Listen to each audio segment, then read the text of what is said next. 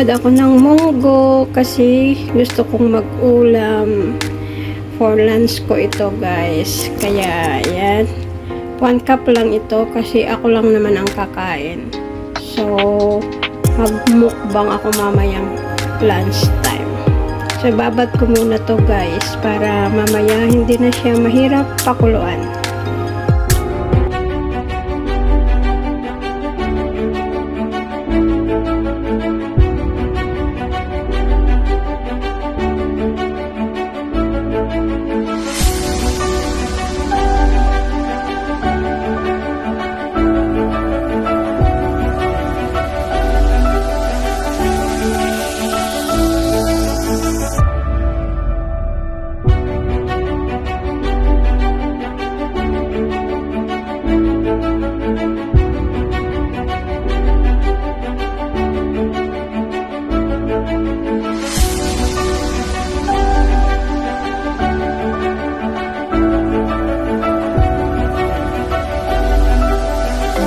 After 20 minutes na pagbabad ko guys sa munggo, ito ay pakukuluan ko na.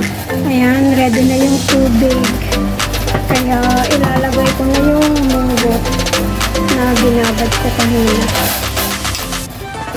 Kailangan pakuluan muna natin ito bago natin igisa sa mga iba pang ingredients.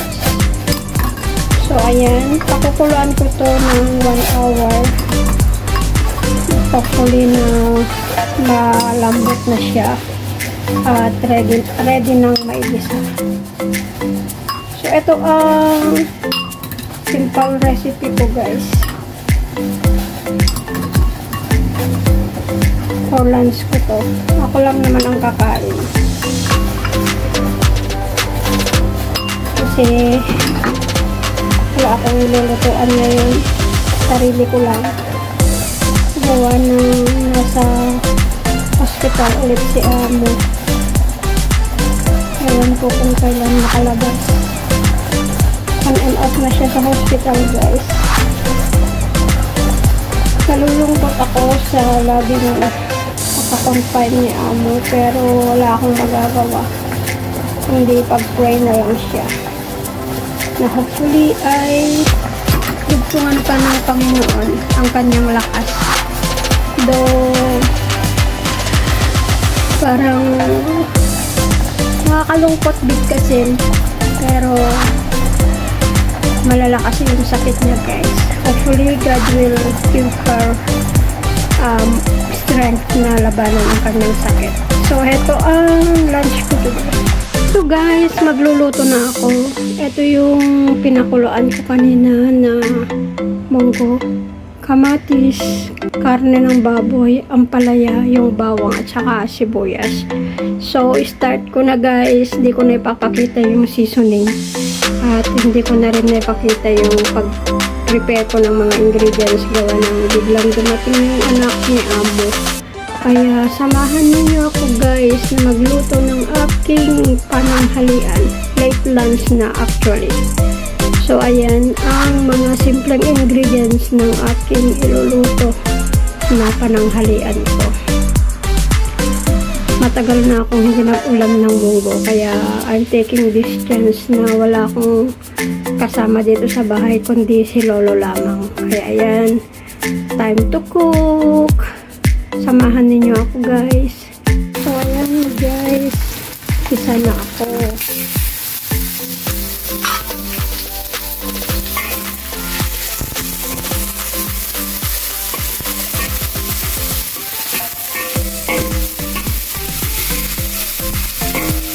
Kailangan matusta ito para masarap.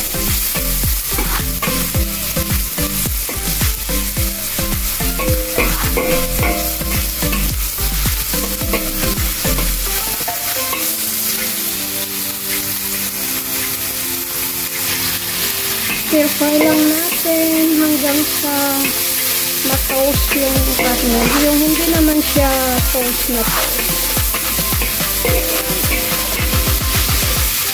Then, para may sunod na natin yung ibang ingredients.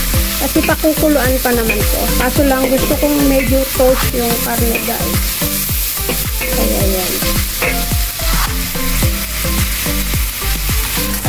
Now, lalagay ko na yung kamatis guys.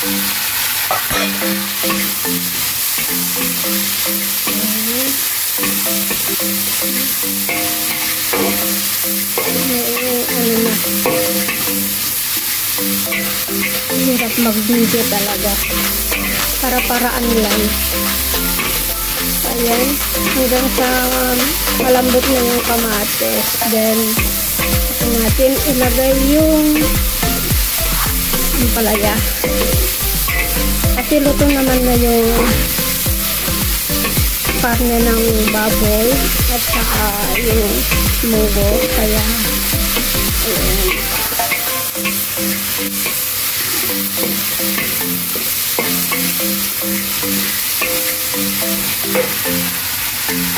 So, sunod ko nang ilagay ay ang palaya.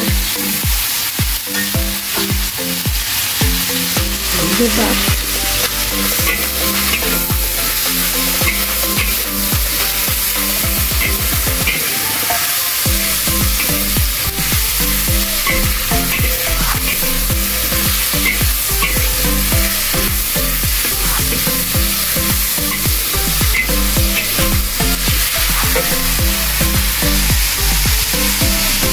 Next ay ang munggo. Ayan. Ang munggo. Ang munggo bao.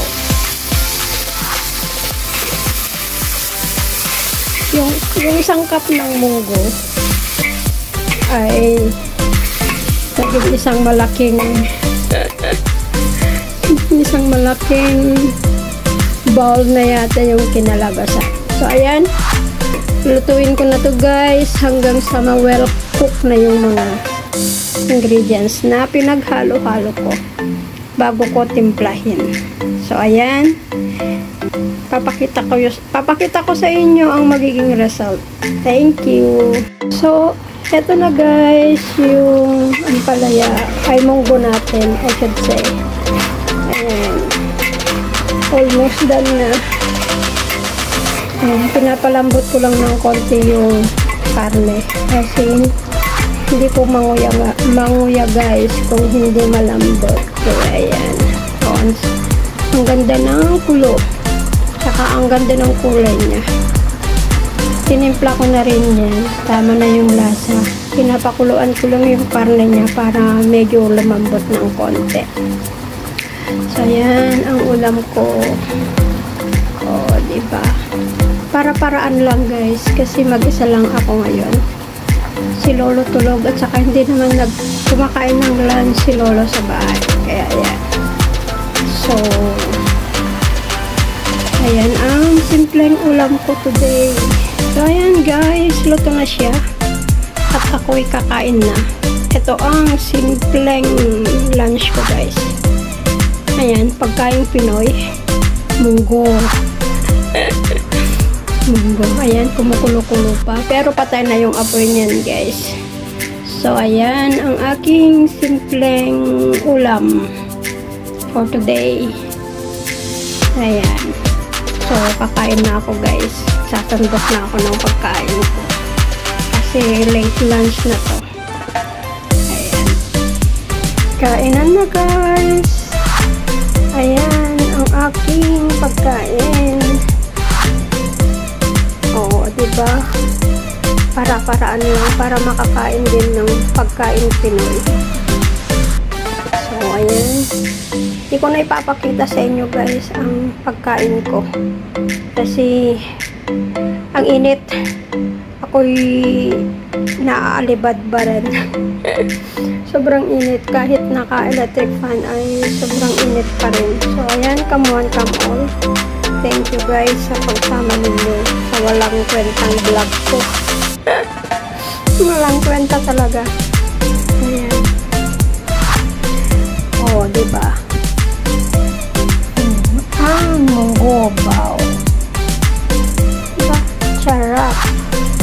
Ang aking ulam. Matagal na akong hindi nakapag-ulam ng munggo guys. So, ayan. manakam lang ako sandali. Ako'y kakain na.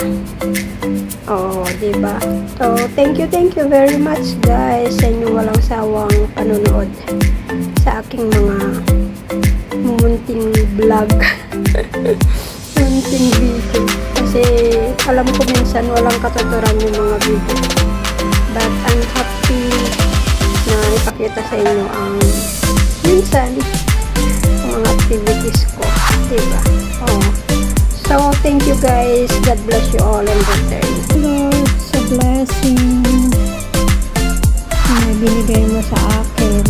Thank you sa pagdating ni blessing sa araw na to. Ayan, pinagluto ko siya ng pancit. Joke. Pero actually, thank you Lord sa blessing. At ganun na din. Miss my father. Matagal kang hindi nakasama. Hopefully, Father, nasa piling ka nila. So, happy birthday sa iyo in heaven. Ilang taon na kitang hindi nakapiling.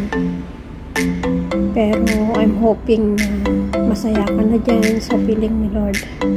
So, ito, pinaghanda ko ang kaarawan mo maging ang pagdating ni blessing. So, happy birthday in heaven, Father. I miss you so much. Ayan. Ang aking pancit. Thank you, Lord. Thank you, Father God, for everything. For everything. Thank you, Father God.